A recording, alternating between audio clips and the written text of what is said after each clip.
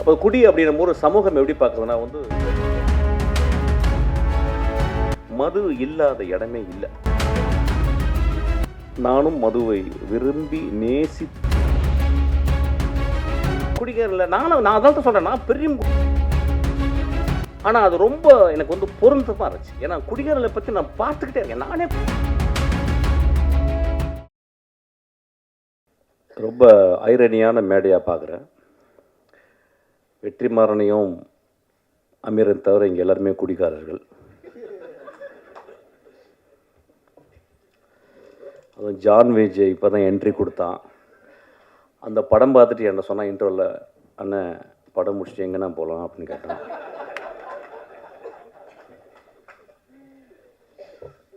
தமிழ் சினிமாவில் அதிகமாக குடித்தவனும் குடித்து கொண்டிருப்பவனும் குடிக்கப் போவனும் நானே. இப்போ நான் நிறையா இதை பற்றி பேசும்போது ஒரு ஐடியா ஒன்று வருது. எப்படின்னா வந்து இந்த படம் வந்து ஒரு அடிக்ஷனை பற்றி படம் அப்படின்னு சொல்லிட்டு. இப்போ எனக்கு அப்படி ஒரு இன்டர்பிரேஷனாக நான் அப்படி பார்க்கல. ஏன்னா தினகரை வந்து நான் வந்து இந்த படம் பார்க்கும்போது வந்து ஒரு ஒன் ஆஃப் த ஃபைனஸ்ட் ரைட்டராக நான் பார்த்துருக்கேன். So any finest writer will not talk loudly. மேலே ஒன்று இருக்கும், ஆனால் கீழே சப்டெக்ஸ்டில் ஒரு கதை சொல்லுவான். இந்த ஒட்டுமொத்த படமும் ஒரு சப்டெக்ஸாக தான் நான் பார்க்குறேன். குடி மனிதம் தோன்றலேருந்து குடியிருக்கு. இப்போ ஃபென்னி அப்படின்னா அங்கே விளைந்த கோவாவில் வந்து போர்த்துகீஸ் வந்து அவங்க கொடுத்த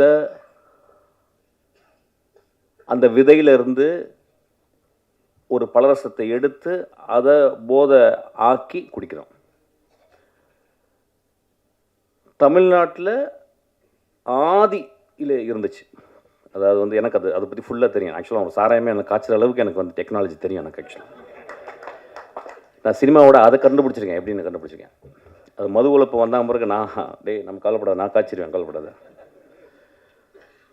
ஒவ்வொரு நாட்டுக்கும் போகும்போதும் அந்த நாட்டில் வந்து அந்த குடி இருந்து கொண்டே இருக்கிறது. அப்போ குடி அப்படின்னும் ஒரு சமூகம் எப்படி பார்க்குறதுனா வந்து ஒரு குடியை பார்க்குறது. மது ஒரு காலத்தில் ஒரு பெரிய சேக்ரட், ஒரு கம்யூனல் பார்ட்டிசிபேஷன். ட்ரைபல், எல்லா ட்ரைபலும் இப்போ நீங்கள் வந்து இப்போ இங்கே இருக்க 6 ட்ரைபல்ஸ் இருக்காங்க. நம்ம அதில் தோடாஸ் இருக்காங்க, குறும்பாஸ் இருக்காங்க. அந்த குறும்பாவில் 2 இருக்குது. கிட்டத்தட்ட ஒரு 5-6 பேர் இருக்காங்க. 5-6 பேருக்கும் அவங்களுக்கு இண்டிஜினஸாக அவங்க கிரியேட் பண்ண மது இருக்குது. ஆனால் அந்த மதுவை எப்போ குடிக்கிறாங்க அப்படின்னா, ஒரு வருடத்துக்கு 4 நாட்கள் 5 நாட்கள் அவங்களுடைய கடவுள் வழிபாடு. அப்போ அந்த வழிபாட்டுக்கு படைக்கிறது வந்து மாமிசத்தை படைத்து மதுவையும் படைத்து மதுவை குடித்து மாமிசம் சாப்பிட்டு விட்டு அன்று முழுதும் ஆடி களைத்து விட்டு அதை மறந்து விட்டு திரும்பி காட்டுக்குள்ளே வேட்டையாட போகிறாங்க. நாகரிகம் வளர்ந்த பிறகு அதை வந்து நம்ம வந்து அதை சொசைட்டலாக நம்ம வந்து கன்வெர்ட் பண்ணிக்கிறோம். ரோமானியர்கள் வந்து அவ்வளவு குடியிலே இருந்ததாங்க. முகலாய நம்ம ஹிஸ்ட்ரி ஆஃப் முகல் எம்பையர்ஸை பார்க்கும்போது வந்து சில பேர் வந்து ரொம்ப ரொம்ப ஸ்ட்ரிக்டாக வந்து அப்ஸ்டெயினாக அவுரங்கசீப் மாதிரி இருந்தாங்க. சில பேர் வந்து இன்டெல்ஜ் பண்ணாங்க. ஸோ உலகம் ஃபுல்லாக பிரிட்டிஷர்ஸு. நீங்கள் வைன் செல்லாரை வந்து பார்த்தீங்கன்னா, பிரிட்டனில் போய் பார்த்தீங்கன்னா, ஒரு வீட்டில் வந்து அவனுக்கு வந்து கோடி ரூபாய் பேங்க்கில் இருக்கோ இல்லையோ, கோடி ரூபாய்க்கு ஒர்த்தான வைனை வந்து அவன் செல்லரில் வைக்கிறான். சில நேரங்களில் வந்து அவன் காசு இல்லாத போது அந்த வைனை கொடுத்து எனக்கு வந்து காசு கொடுன்னு சொல்லி வாங்கிக்கிறான். ஸோ ஒரு இன்வெஸ்ட்மெண்ட்டாகவே அந்த வைனை ஆக்கிக்கிறான். ஒரு ஸ்காட்லாண்டு முழுதும் விஸ்கி இருக்குது. ஸ்காட்லாண்டு முழுதும் நான் போகும்போதும் தேடி டெலவேர் எல்லா இடத்துலையும் போகும்போதும் அங்கே வந்து ஒரு விதமாக மது இல்லாத இடமே இல்லை. மனிதனுக்கு மது தேவைப்படுது சில நேரங்களில். ஆனால் நான் ஆரம்பிக்கும்போது வந்து இந்த படத்தை பற்றி பேசுறதுக்கு இப்படி தான் ஆரம்பிக்கணும்னு இப்போ நினைக்கிறேன். நானும் மதுவை விரும்பி நேசித்து குடிப்பவன். ஆனால் ஒரு நாள் கூட அந்த மது என்னையை கண்ட்ரோல் பண்ணதில்லை. அந்த மதுவை குடிக்கும் பொழுது ஒரு என்னைய பொறுத்தல நான் அசிஸ்டன்ட் டைரக்டர் வந்து எப்படின்னா சாராய கடைக்கு போகும்போது அசிஸ்டன்ட் டைரக்டர் இருக்கும்போது ஒரு குவார்ட்டர் வாங்குற காசு இருக்கும், மோஸ்ட்லி ஓல்டு மங்கு, 2 டாட்டாஸ் கொசுவத்தியோடு உள்ளே போவேன். என்னை பேச ஆரம்பிச்சபோது சினிமா பேச ஆரம்பிச்சிடும். சிவாஜியை பேசுவோம், பாலச்சந்தர் பேசுவோம், பாரதிராஜாவை பேசுவோம், இளையராஜாவை பாடுவோம். ஸோ எங்களுக்கு பெரிய கான்ஃப்ளிக்ட் யாருன்னு கேட்டால் அந்த கொசுத்தல் தான். ஸோ எங்கள் பக்கத்தில் 2 கொசுவத்தி எரியும், ஒரே ஒரு குவார்ட்டர் ஓப்பன் பண்ணி அடிக்க ஆரம்பிப்போம், பேச ஆரம்பிப்போம். அப்புறம் நான் பாட ஆரம்பிப்பேன். எங்கேருந்தோ ஒரு குவார்ட்டர் வந்துடும் எனக்கு, நான் பாட ஆரம்பித்த மாதிரி.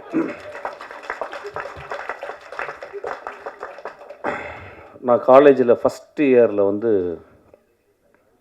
செட்டிநாடு பாலிடெக்னிக்கில் வந்து நான் வந்து அந்த ஃபஸ்ட் இயர் முடியும் போது செகண்ட் இயர் வந்து குடிச்சிட்டு என்ன பண்ணாங்க, என்னை பாட சொன்னாங்க. நான் பாடின பாட்டு வந்து பொண்ணை போல ஆத்தா. எப்படி பாடினேன்னு தெரியல, ஃபஸ்ட் ப்ரைஸ் கொடுத்துட்டாங்க எனக்கு. செகண்ட் இயரு முழு குடி. டேய் நீ என்ன பாடல, அப்படியா? அவன் போய் பாடினேன். அந்த பாட்டு அதே பாட்டு தான் பொண்ணை போல ஆத்தா, ஃபஸ்ட் ப்ரைஸு. தேர்ட் இயரும் அதே பாட்டு ஃபுல் குடி, ஃபஸ்ட் ப்ரைஸு. ரொம்ப ரொம்ப ரொம்ப கேர்ஃபுல்லாக இங்கே இருக்கணும். எப்படின்னா என்னுடைய குடி இருக்கும் பொழுதும் எனக்கு எப்பயும் வாழ்க்கை சந்தோஷமாகவும் ஹோப்பாகவும் இருந்து கொண்டே இருந்தது. இந்த படம் அவன் என்ன சொல்லியிருக்கான்னு எனக்கு தெரியல. அது வந்து I have to go deeply into, I don't want to go because it's my interpretation is very important. கதை சத்துங்க, போர் அடிக்குது. கதை சத்துங்க, அங்கே யாரும் குடிச்சிட்டு தராங்க பாருங்க.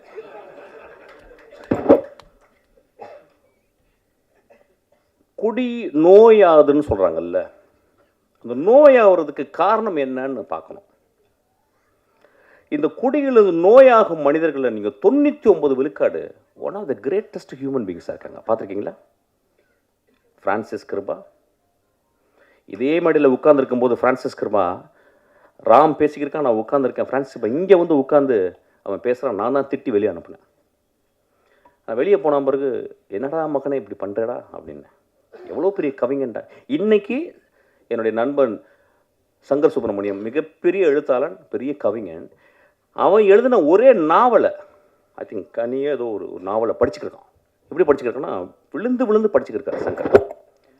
கன்னி என்ற ஒவ்வொருவரையும் வந்து சங்கர் சொல்லியிருக்கான். அப்போ அந்த மனிதன் அவ்வளவு நுட்பமாக தமிழ்நாட்டில் ஒரு மிகச்சிறந்த எழுத்தாளன், சீக்கிரம் சூரியன் மாதிரி வந்து மறைஞ்சிட்டு போயிட்டான். அப்போ ஏன் அவன் அடிக்ஷனுக்குள்ளே போனான் அப்படிங்கும்போது ரொம்ப ரொம்ப நுட்பமாக கவனிக்கணும். நம்ம வீட்டில் இருந்து ஒரு கிலோமீட்டருக்குள்ள, ஒரு 1/2 கிலோமீட்டருக்குள்ள நம்ம நண்பர்கள் சில பேர் வந்து போகிறதுக்கு காரணம் இந்த சமூகம் கொடுக்கும் அழுத்தம். இந்த படம் பார்த்துட்டு வந்து ரொம்ப கேர்ஃபுல்லான விஷயம் வந்து என்னுடைய மகனை, எனக்கு மகன் இருந்தால் என்னுடைய நண்பன் இருந்தால் நான் எப்படி பார்த்துக்கணும்னு ரொம்ப முக்கியம். ஒருத்தன் ஒரு குடிக்குள்ள போயிட்டு அவன் வந்து அடிக்ட் ஆகிறான் அப்படின்றது. ஏன்னா எல்லாருமே அடிக்ஷன் தான். ஃபோன் அடிக்ஷன், இப்போ நம்ம வந்து வெற்றி சொன்ன மாதிரி வந்து கேட்ஜெட் அடிக்ஷன், இன்ஸ்டாகிராம் அடிக்ஷனு. இப்போ நம்ம இன்ஸ்டாகிராமில் பார்க்குறோம், ரொம்ப ஆச்சரியமான ஃபெனோமெனன் பார்க்குறேன். எல்லா பொண்ணுங்களும் டான்ஸ் ஆடுறாங்க. என்னென்னு புரியல தமிழ்நாட்டில், இந்தியா ஃபுல்லாக எனக்கு புரியல. எனக்கு என்ன எல்லாருமே விழுறாங்க. அப்புறம் என்னமோ செக்ஸியாக முதல்லாம் கடிக்கிறாங்க. எனக்கு புரியவே இல்லை. இதோட அடிக்ஷன் உலகத்தில் இருக்க முடியும்? எனக்கு புரியல. ஒரு அழகான பெண், என் மகள், யாரோ ஒருத்தி அழகு லட்சணமாக இருக்கா. அவள் வந்து ஒரு கேவலமான பாட்டு இருக்கும். அந்த பாட்டை பார்த்துக்கிட்டு அவள் உதரெல்லாம் கடிச்சிக்கிட்டு அப்படின்னு சொல்கிறாள். நண்பர்களை, இதை விட மோசமான அடிக்ஷன் இந்த சமூகத்தில் இருக்கான்னு கேட்குறேன். அடிக்ஷன் எங்கே இல்லை? இந்த வரப்போது அந்த ஐபிஎல் வரப்போகுது, நம்மளாம் அடிக்ஷன் இல்லையா? சினிமா விட்டு அப்படியே நேராக போய் வாயை திறந்து பார்த்துட்டே இருப்போம். டோனி ரிட்டையரே ஆக போகிறது கிடையாது. டெண்டுல்கர் தொப்பையோடு வந்து ஆடுவார். நம்ம அடிக்ஷன் இல்லையா? இந்தியா பாகிஸ்தானை எத்தனை வாட்டி தோற்றுருக்கோம், ஜெயிச்சிருக்கோம். நாளைக்கு இந்தியா பாகிஸ்தானை நாக்க திறந்து பார்ப்போம் அப்படின்னு பார்க்க போகிறோம். Are we not addicted? சினிமாவை முதல் ஷோ போய் பார்க்குறது அடிக்ஷன் கிடையாதா? ரசிகர் மன்றவங்க பெரிய பெரிய கார்ட்போர்டை வச்சு அதில் வந்து பால் ஊற்றுறது அடிக்ஷன் கிடையாதா? எது அடிக்ஷன் இல்லை? எனக்கு கல்யாணம்னா எனக்கு பட்டு புடவை இல்லைன்னா கல்யாணமே இல்லைன்னு சொல்லி ஒரு பொம்பளை சொன்னால் அதுவும் அடிக்ஷன் தான். when we are so obsessed with something, it is called addiction. நம்ம அடிக்ஷன் நம்ம எப்படி ரொம்ப ரொம்ப அப்படி பார்க்கணும், ரொம்ப கேர்ஃபுல்லாக பார்க்கணும். இது ஒரு நல்ல ஒரு ஆப்பர்ச்சுனிட்டி தான் பார்க்குறேன். அவனுக்கு ரொம்ப ஐ ஷுட் தேங்க் யூ. அந்த படத்தில் அப்படி இந்த நோயின்னு சொல்கிறாங்களா, அந்த அடிக்ஷன் ஆகி நோய் ஆன பிறகு அவங்க திரும்பி வர்றதுக்கு வாய்ப்பு இல்லைங்கும் போது, நிஜ வாழ்க்கையில் நிறைய பேர் அடிக்ஷன் ஆகி அந்த இடத்துக்கு போகும்போது அது அது அது ஒரு point of no return. There is a point. I don't call it as a disease. I may even call it as a noble disease.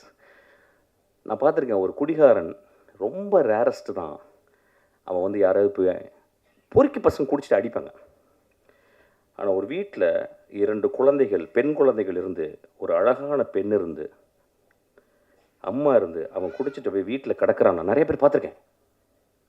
என்னுடைய மனைவியினுடைய தந்தையார் அவர் அப்படியே அமைதியாக ஈவினிங் வந்து அப்படியே மெதுவாக குடிக்க ஆரம்பித்து கத்த ஆரம்பிப்பார். அப்படியே அப்புறம் தூங்கிடுவார். அந்த ஈவினிங் முடியலை. நான் பார்த்து, என்னடா அது நல்லா தானே இருக்கார், காலையில் நல்லா தான் இருக்கார், மாப்பிள்ளைலாம் பேசுகிறாரு, நைட்டானா அவங்க குடிச்சிட்டு. ஆனால் எந்த வச்சுக்க மாட்டேன். நான் அவரோட பெரிய குடிக்கிறாருல்ல, நான் செஞ்சிருவாங்கனால கொஞ்சம் அவர் பயந்து அப்படி அட்ஜஸ்ட் பண்ணிடல.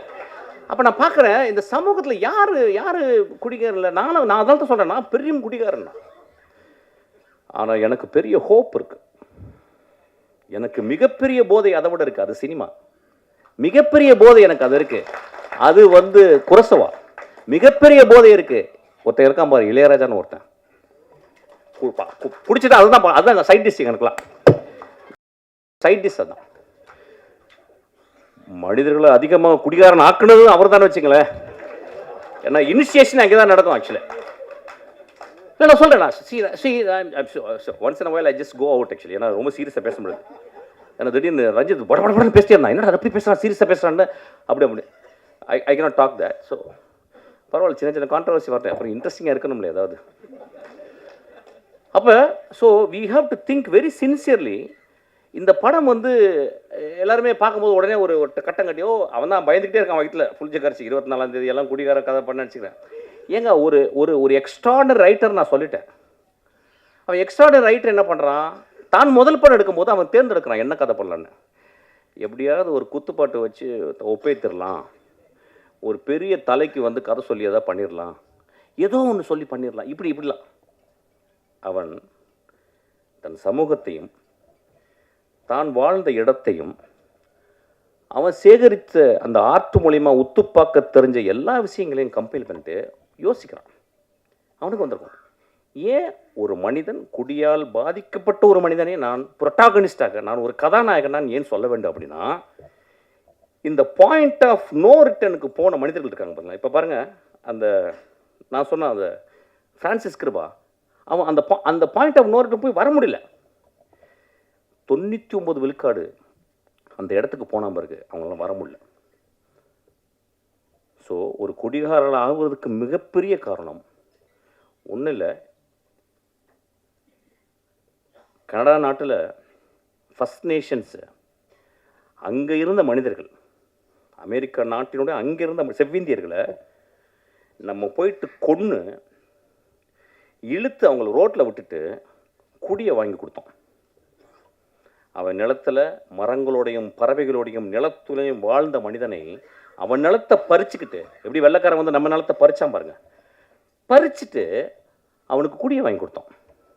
நண்பர்களே, நீங்கள் கனடா போனீங்கன்னா இங்கே என்ன ட்ரிபிள் ஏ இருக்குது, அங்கே அவ்வளவு ரீஹாப் சென்டர்ஸ் இருக்குது.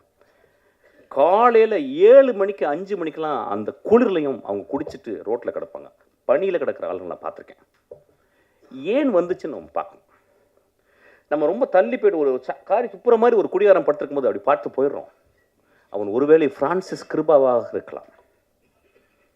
ஃப்ரான்சிஸ் கிருபா ஏன் அப்படி வந்தான்னா, நீங்கள் ஃப்ரான்சிஸ் கிருபாவுடைய லைஃப்பை போயிட்டு நீங்கள் போய் பார்க்கணும். அதுக்கு யாராவது ஒரு நிச்சயம் ஒரு காரணம் இருக்கும். ஒரு குடிகாரர்களாக இந்த சமூகத்தில் புறந்தள்ளப்பட்டவர்கள், அதுக்கு நம்மளும் ஒரு காரணம் நான் சொல்ல வரேன். அதுக்காக தான் அந்த படம் எடுத்திருக்கேன். அந்த படத்தினுடைய முதல் பகுதியில் வந்து ஒரு கதைக்கு தேவையான எஸ்டபிளிஷ்மெண்ட் மட்டும் அவன் பண்ணியிருக்கான். அவன் அது ரொம்ப போக முடியல. ஆனால் அது ரொம்ப எனக்கு வந்து பொருந்தமாக இருந்துச்சு. ஏன்னா குடிகாரர்களை பற்றி நான் பார்த்துக்கிட்டே இருக்கேன். நானே குடிகாரன், எனக்கு தெரியுமே. என்னையே அப்பப்போ கன்னடில் போய் பார்ப்பேன் ஆக்சுவலாக. அந்த மனிதனுக்கு ஹோப் இல்லை லைஃப்பில். ஏன்னா ஒரு கடுமையான வறுமை. அவன் ஒரு பெரிய ஆர்டிஸ்ட். அவன் சொல்கிறான், ஏய் என் வேலையை நீ சொல்லாதறான்றான் குடிச்சிட்டு. ஆனால் குடிச்சிட்டு சொல்கிறான்.